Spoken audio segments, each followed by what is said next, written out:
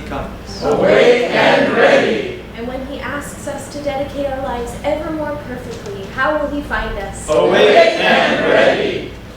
Let's pray together. Divine Mother, Divine Mother, Heavenly Father, Heavenly Father, dearest friend, dearest friend, beloved God, beloved God, great masters, great masters, Jesus Christ, Jesus Christ, Babaji Krishna, Babaji Krishna, Lahiri Mahashaya, Lahiri Mahashaya, Swami Shri Yukteswar, Swami Shri Yukteswar, our beloved Guru, our beloved Guru, Paramahansa Yogananda, Paramahansa Yogananda, saints of all religions, saints of all religions, we bow before you all. we bow before you all. O Divine Mother, O Divine Mother, come to us. come to us. Help us to feel your consciousness, Help us to feel your consciousness, your living presence, your living presence, within us, within us, without us, without us, in everything, in everything, in every circumstance. in every circumstance. Help us to see thy hand, Help us to see thy hand, guiding us home. guiding us home. Oh, Peace. please be seated. We'll start with some music.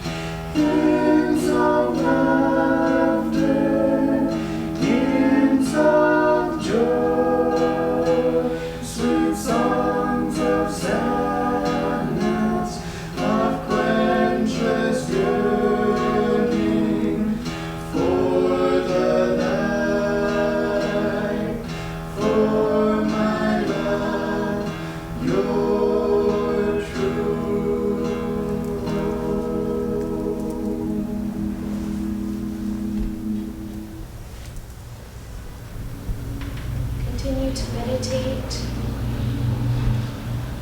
as I read from Affirmations for Self-Healing by Swami Kriyananda on our quality for the week, alertness. There are two currents in life. One takes us downward toward unconsciousness, the other upward toward cosmic consciousness.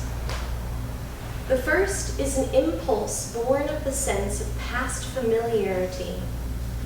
Life, like a lotus, evolves out of the mud of lower consciousness toward the light of divine awareness. Subconsciously, we imagine ourselves comfortable with the stages we've transferred so far, traversed so far.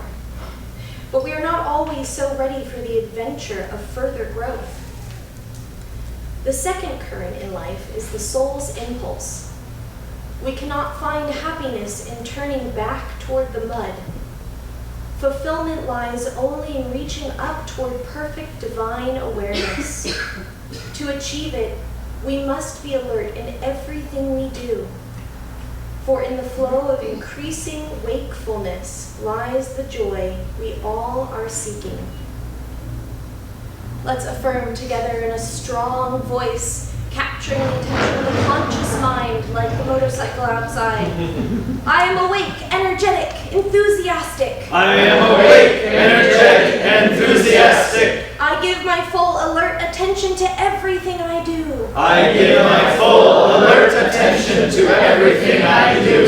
Knowing that in absolute consciousness I shall find God. Knowing that in absolute consciousness I shall find God. In a normal speaking voice, I am awake, energetic, enthusiastic. I am awake, energetic, enthusiastic. I give my full alert attention to everything I do. I give my full alert attention to everything I do. Knowing that in absolute consciousness I shall find God. Knowing that in absolute consciousness I shall find God. Now in a whisper, taking it into the subconscious mind. I am awake, energetic, enthusiastic. I give my full alert attention to everything I do. Knowing that in absolute consciousness I shall find God.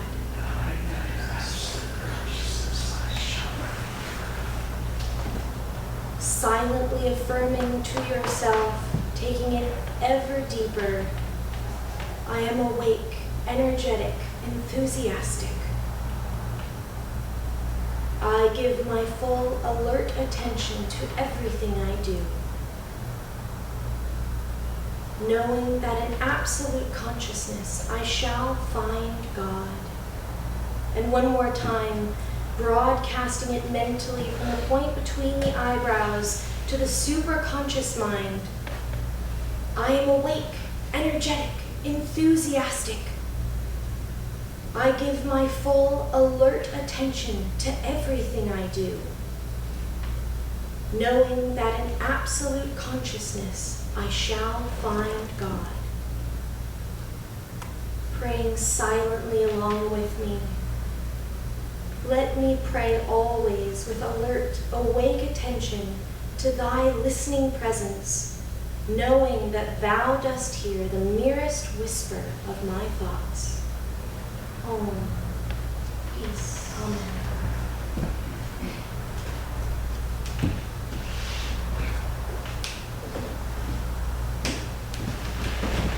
Good morning. Good morning. It's good to be here. Some new faces. I'm Suryani. This is Keshava. And we are so joyed to be here with you today. This is our last Sunday service for now. So it's really a special morning. I'm going to read from Rays of the One Light, Weekly Commentaries on the Bible and Bhagavad Gita by Swami Kriyananda on our topic for this week, how should we meet our tests? Truth is one and eternal. Realize oneness with it in your deathless self within. The following commentary is based on the teachings of Paramhansa Yogananda. Last week, we considered Satan's temptation of Jesus in the wilderness after his baptism by John. We discussed the question, does Satan exist? All of us experience temptation of one kind or another in our lives, some of us frequently, others only occasionally. Whether temptation comes to us from our own subconscious or from outside ourselves is secondary to the fact that it does come and that we must deal with it. More important then is the question how to deal with it. In fact, how to deal with tests of any kind. Martin Luther flung an ink pot at the devil, who had appeared to test him. A dark stain on the wall of Luther's cell is pointed out to tourists in support of this story. Unfortunately, our trials are not often so summarily dismissed. As a fellow monk once said to Swami Kriyananda, speaking of Satan, "If only I could get my hands on him." Jesus, during his temptations in the wilderness, overcame them and thereby set an example for all time by clinging the more determinedly to God. As Paramhansa used to say, darkness cannot be driven out of a room with a stick. Once you turn on the light, however, the darkness will vanish as though it had never been. Jesus manifested this principle. The Bible tells us, therefore, that at last the devil leaveth him, and behold, angels came and ministered unto him.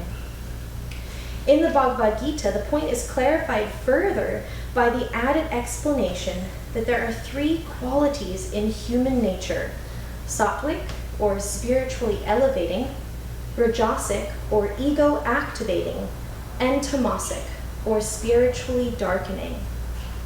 It is this triune aspect of human nature that the third chapter refers to with the words, "As fire is hidden by smoke, as a mirror is dulled by rust, and as an embryo is enclosed in the womb, so is the indwelling self enveloped by desire."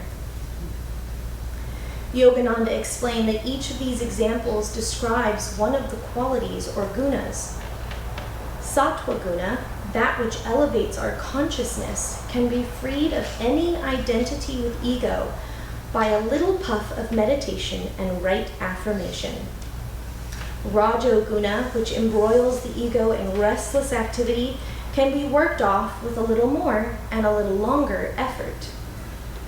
Tamoguna, embracing as it does such mental states as laziness and stupidity, can only be outgrown in time, since it inhibits even the desire for self-improvement. The example Jesus gave us was intended more for those in whom sattva guna is predominant. But if you yourself find elements in your consciousness that resist even the effort to cling to God in prayer and meditation, don't despair. Patience, as it has been well said, is the fastest path to God. As long as your efforts take you steadfastly in the right direction, you will come out right in time. Remember Yogananda's words, "A saint is a sinner who never gave up." If, however, your nature impels you, even against your will, to move in the wrong direction, toward egoic desires and away from God, strive at least to detach yourself mentally from your wrong actions, which are induced by habit. The time will come when their stored energy will tire and diminish. At that time, if you have not contributed to that energy by your consenting will, you will find it possible at last to redirect your energies more constructively. Thus, through Holy Scripture, God has spoken to mankind.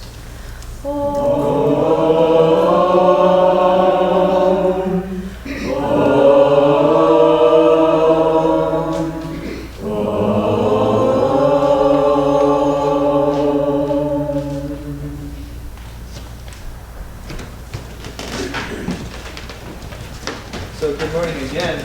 I don't really need the book for this this Whispers from Eternity. It's conveniently short, but I'm going to hold it as a safety blanket.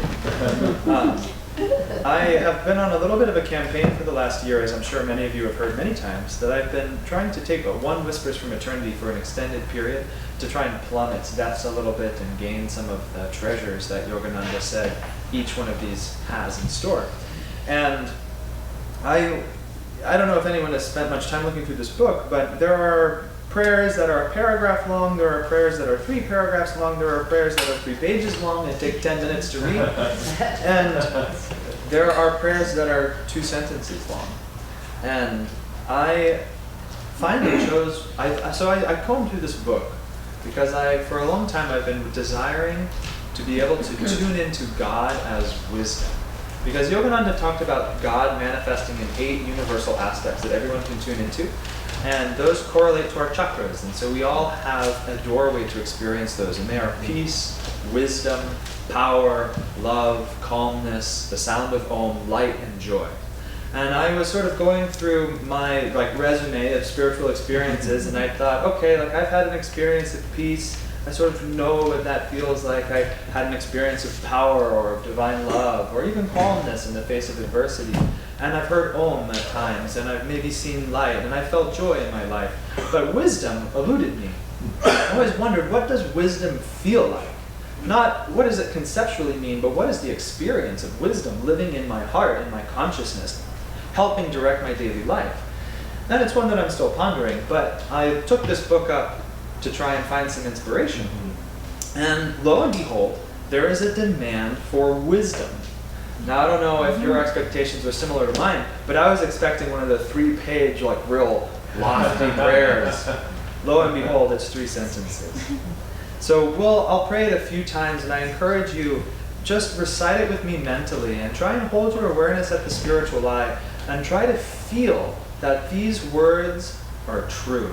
Remember, Yogananda said to pray not as a beggar, but as a son of God or as a daughter of God, demanding your birthright. So in that spirit, let's pray together. This is the demand for wisdom. O Spirit, thou art I am thou. Thou art wisdom. I am wisdom. Thou art bliss. I am bliss. O Spirit, thou art I am thou. Thou art wisdom.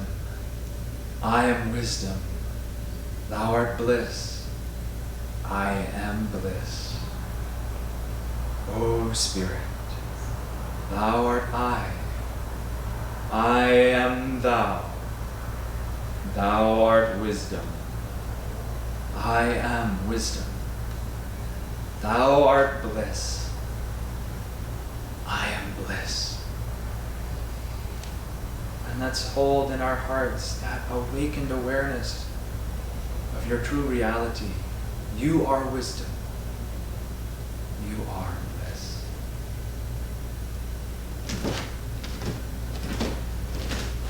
Isn't that beautiful? It's so simple. Because wisdom is the soul's power to know God, that it's ours inherently. All we need to do is just tune back into it. Sister Vyanamata, who was Yogananda's foremost female disciple, and her name means mother of wisdom. Vyana is wisdom, Mata meaning mother. She was a great saint, and Master said that she was completely liberated at the end of her life. And the last words that she said, I think, are very inspiring and sort of tie in with this prayer for wisdom. Because on her deathbed, when she was breathing her last and she was going deep into her spine and surrendering herself to God, she began to go into that last watchful state of complete union with the Lord. And her last words were, "Oh, so much joy, too much joy." And then she left the body. And Master said he watched her go into that watchful state where she no longer needs to reincarnate. And that's such a beautiful thing to remember, that that's our destiny. So much joy, too much joy. And but that may feel a little lofty sometimes from where our feet are presently grounded. But I have a story that I'd like to share that illustrates how this high principle is in fact can be discovered in daily living almost at any time, and all it requires is awareness and the desire to look for it. So when Suryani and I were gone for 1 month, we were in a program called Living Discipleship up at Ananda Village, and it's an incredible program where you get to take a swan dive into Ananda's teachings and master's vibration and just go really saturate yourself in what this is all about with some really incredible souls and like wonderful teachers and very deep vibration. And we were in a group of about 20 people, and every single person in this group was such a gem. Truly, each one of them shone with at least one quality, probably more, but at least one quality that I wish I could emulate in myself. And so as soon as one person would start speaking, I could feel in my own heart the yearning to emulate the nobility that I saw in one, or the sweetness, or the devotion in another, or the dedication, or the fiery willpower. It was really an incredible group, but one thing that I enjoyed from this group in particular was the sense of humor that everyone shared. I find that if you spend a lot of time with yogis or very high level energy people, have a great sense of humor. And I actually love the fact that we call it a sense of humor, because to me that implies that humor is actually always present. It's just whether or not we can sense it. We have the awareness to perceive it in our daily lives. But there was one moment that I was reminded of when we were singing together, and this group put on a gratitude event in our program because all of the teachers who come and presented to us were volunteers. They volunteered their time, they had to drive to come see us, they would lecture, and then they'd leave. And so to express our thanks, we created this event which included a concert, a brief skit that we wrote based on the lives of the masters, and we had some food and all sorts of things. It was a lovely experience. But they actually filmed us doing our little concert bit, and we all watched it later, which was quite funny. But we were performing on an outdoor stage, and so our whole group of 20 people were barefoot. And we're all standing there lined up in our nice clothes, and we start singing the first song, and the camera was such that you could see everybody's toes. You could see from foot to head. And we started singing, and I'll do it for the camera up here too, but one of the men in the front row started dancing with his toes to the rhythm of the song. And it was so funny because at first he didn't really realize it because it was just one person, but as we know, the stronger magnet always wins. And he was sitting there tapping away, his toes were bobbing up and down with the music, and then without even maybe consciously realizing it, the next person started dancing. And then the next person started dancing, and we were watching this video and my friend goes, "Oh my God! The toe infection is crossing the board!" And pretty soon the whole front row had these little dancing toes, and it looked so ridiculous. Because we're all trying to be so professional and singing nicely, and we have these little toes, yay! Dancing around. And we were joking that we should have drawn little smiley faces on the bottom of our toes so they peek out every time. And I mean, it infected the whole group, and then would subside, and then a few songs later it would sort of build up in intensity again. It was really funny. And we were watching this video and laughing at ourselves, and then there was a moment of silence, and someone yelled out, "So much joy! Too much joy!"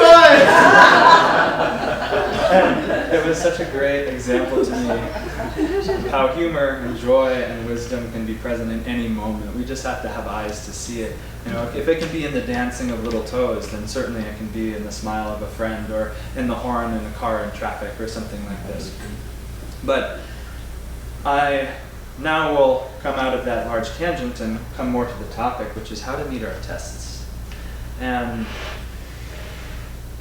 our tests will come to us whether we like it or not, because our karma is ours to deal with, and we will never be free until we have come back to absolute zero, until we have nullified all of our desires, all of our aversions, until we have suffered from all of our past mistakes, until we have enjoyed all of the fruit of our past good actions. And this can seem a daunting proposition at first, but it's actually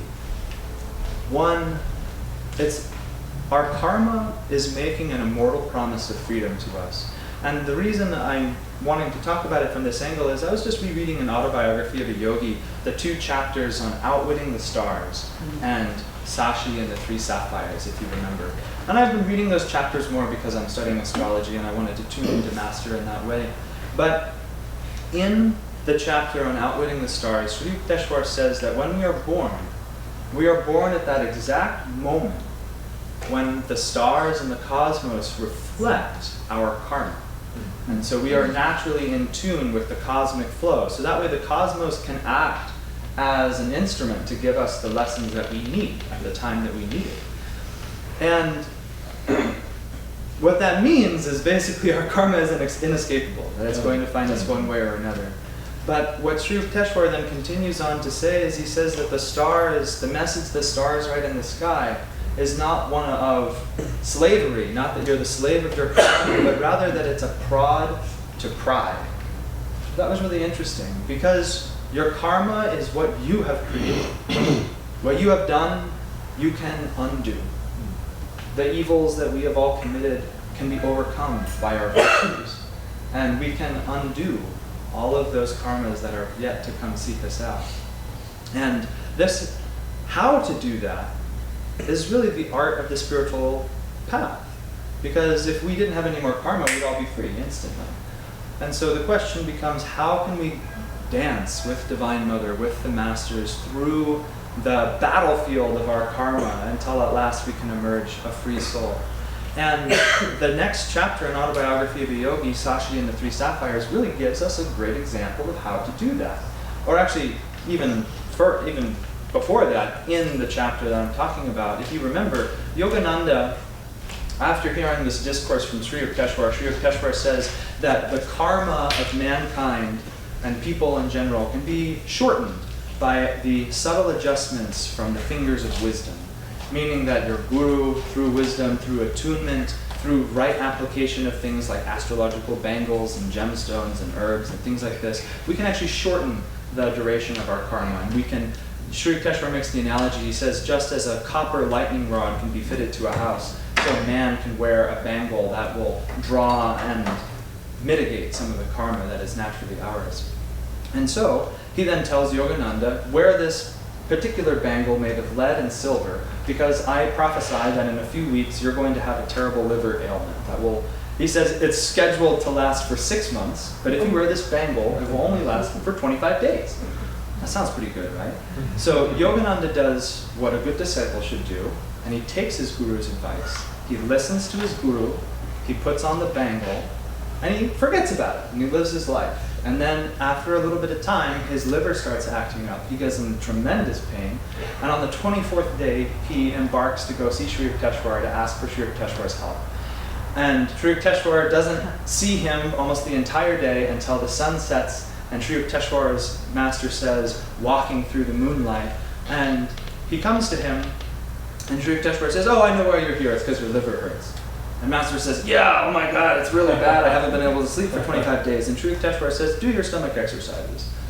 And Yogananda said, but sir, if you knew how bad my pain was, you wouldn't ask me to do it. Sri Yukteswar said, just do it. So Master said he did it feebly. And the next words Sri Yukteswar say are, you say you have pain. I say you have none. How can such a contradiction arise? And in that moment, Master said he was free from the pain. And this is really, that was important to me, because it wasn't, that Sri Yukteswar was acting in accordance to his earlier predicament, or prediction. He had said that it would last 25 days, and the moment that Yogananda was out of pain was at the end of the 25th day at midnight. And so it wasn't that he broke cosmic law, but his intervention came through the intelligent following of the Guru's advice. That because Yogananda had worn the bangle, he had listened to his Guru's advice, he had been in tune, he had shortened that suffering from 6 months to 25 days. But then in the next chapter, we see an example of when we don't do that well.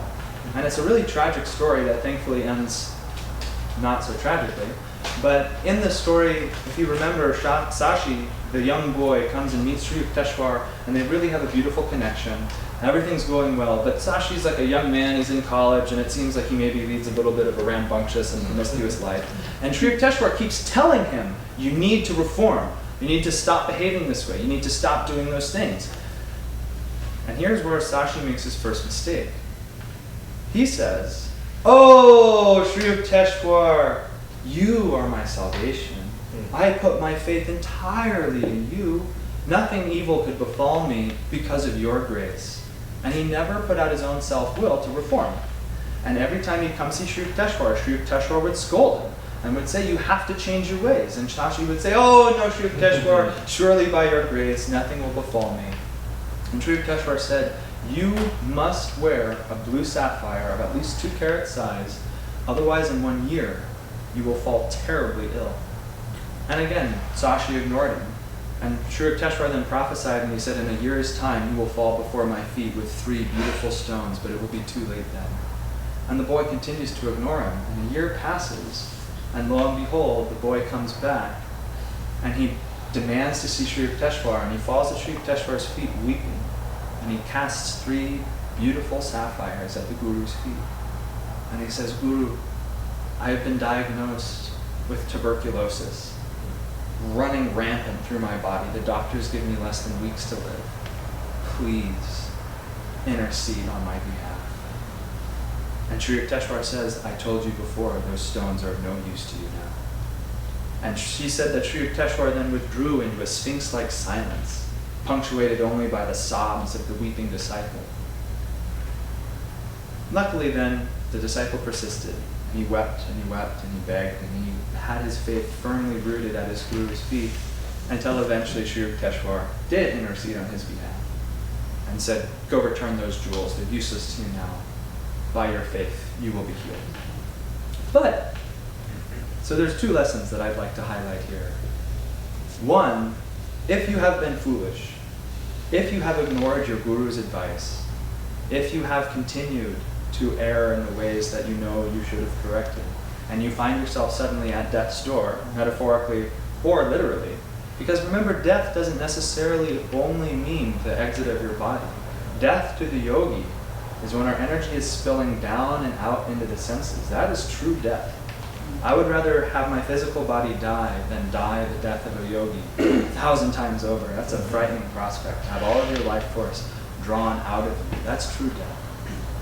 And when you find yourself at death's door, then you must completely, sincerely, determinately offer yourself back at your Guru's feet, back at Divine Mother's feet. Because if you do that sincerely, they have to intervene eventually.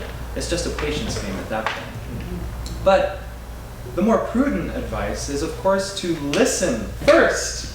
We don't have to get to that extreme. Imagine if Sashi, instead of ignoring his Guru's advice, had just said, oh, okay, I'll go get a 2 carat sapphire. Change. No problem. I'll reform. I'll start acting with my own will to change my ways. He would have been a very different story. And at the end of that miracle, Sri Yukteswar heals him. He recovers from this rampant tuberculosis. And Yogananda says, unfortunately, the miraculous healing had an unfortunate effect on Sashi's manners, because Sashi never came back to see Sri Yukteswar again, because he was so ashamed of himself. He was so ashamed that he hadn't listened to his Guru and it required such an intense intervention. Isn't that pity, though? For a disciple who was so close to an avatar, to feel so ashamed as not to return to him. And the thing is, we can all say, oh, that would never happen to me. Well, it's probably a lot closer than we all think. And so in the meantime, when we meditate, listen. Listen for the Guru's advice and try and hear, where is he guiding me?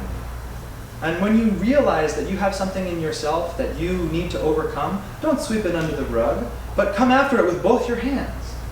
Really apply your will to what it is that you are trying to overcome, because through the application of your will, the divine can flow and bless you with the divine grace. Ultimately, we don't change ourselves. We just put out enough effort to magnetize the grace of God to come and change us. But as far as our perspective is concerned, we need to give it everything we have. And Sri Krishna, in this section of the reading, talks about the 3 gunas. And I would just really briefly like to touch on these, because developing an awareness of these 3 gunas in yourself can be an enormously powerful tool towards self-development. Because basically, we have tamo guna, which is that darkening quality in ourself, that inertia-like quality that resists change. Raja guna, the restless activity, ego-activating, and sattva guna, which is spiritually elevating. And even the spiritually elevating tendency in us won't take us to God. We have to, like for example, we could be noble or virtuous, but if the thought that I am virtuous creeps in, even though that's still a sattvic attitude of being virtuous, it's still chained to the thought of I, and so it will never lead us to freedom. But that can be overcome by a little bit of meditation and right affirmation. And as Krishna says, these different levels take varying degrees of work. But what I would really like to encourage, because this is something that we can do practically, is pay attention in yourself for the moments that you become upset, or the moments that you withdraw away from life, not in a positive sense, but that you retreat from alert, active engagement. Because those are the moments that you really need to actually practice deep alertness and ask yourself, why? Why am I withdrawing from this challenge? Why am I withdrawing from this relationship, from this opportunity? Because within every challenge, or within every obstacle, within our every frustrating moment is actually the secret to our own development. And so then notice in yourself, like for example, I got in this nasty habit where when someone would ask a favor of me, my first reaction would be, not another favor. That was a very tamasic reaction. Not even to say like, what's in it for me? Like, I'll do you a favor if you do me a favor. It was just, no! And so I realized like I couldn't just chant Om Guru and get on with it, because that was too much of a jump. But so I decided in myself, once I recognized that I had this tendency, I said, okay, anytime anyone asks me a favor, my default action is just going to say yes, without even thinking about it. And we'll see what happens. And then once I got a little practice at that, and I got my energy moving, even though it was a little more restless and a little more boisterous and ego active, then it was much easier to say, okay, when someone asks me a favor, I'm going to try and hear God's voice asking that favor of me. And now when that person asks the favor, I'm going to hear Divine Mother, and I'm going to say, yes, Divine Mother, it would be my joy to serve you. And then suddenly, it's not like I did this in a day, over a course of months, and I was able to take a relationship and an opportunity from being no to being a divine yes. And so I really encourage you, just like get out your Sherlock Holmes magnifying glass and start looking at your lives. Any time that you allow the thief of happiness, desire, or aversion to come into your heart and steal away your inner joy, that's the first clue. Investigate that. And like Sherlock Holmes, or like a good detective, start pulling on the thread and ask yourself, why did that upset me? Why did that pull me off of my throne of peace? And then confront that with courage, with dynamism, and ultimately with the grace of God, with the wisdom of God. You know, Yogananda said that wisdom is the death of all sorrow. Isn't that beautiful? So overcome all through wisdom, God contact, and bliss. Because this is your soul nature. This is your birthright. And we all just need to tune back into that. So of course the fastest way is through deeper, longer, thirsty, guru-given meditation. But if that's not on the table in any particular moment, serve God. Serve your fellow man. Be dynamic in your action and your creativity. And if that's not on the table, then as Krishna says, offer the Lord your failures. That works too. And now, Suryani will share just a few minutes, and then we'll conclude with our festival. Taking on the opportunity to summon the courage to speak in front of people today. I love to dance, and I realized I think I've always liked dancing because movement, I always felt like expressed how I felt and what I thought more accurately than words ever could. So I will do my best, but really I just wanted to thank all of you, because I think the biggest times for growth here has been because of the people. And there's a lot of self-effort, but a lot of the opportunities to grow have just been kind of felt like given to me. So sometimes the master will come and just give you the opportunity, which is really nice. These 3 years have been a huge transition, going from my past life out there, you know, voice acting, kind of like hunting down the professional life, to turning it around. And although things are essentially inside the same, I feel like a completely different person in what I'm doing and where I'm going and why I'm doing it. And it just wouldn't happen without the community. And a lot of the time, I would get stuck I guess my biggest hurdle as an Uber Pitta is fire and anger. So when I get agitated, I just erupt. And so Drupada, the Vedic astrologer up at the village, and who he's studying with, gave me a ruby because he said that it would help me to radiate my fire as sunshine, not blasting through people and burning their flesh off. I was like, great. But when I got into those places of like feeling like really stuck, and I almost had like, sometimes you just feel like you don't even have that window to think about where you're going, just suddenly something hooks you and you just plummet and you're in a habit and you're just there and you're kind of spinning and you realize I'm just going down and down into the mud. And at those moments, the best thing that's happened to me is I was given the opportunity that I had to come teach a class, or I had to sit behind the counter and welcome people for an event with a genuine smile, and I had to set up for Sunday service, or some of the best times were working 16 hours basically straight for Yogananda Fest and getting to serve all of you and with you, and it's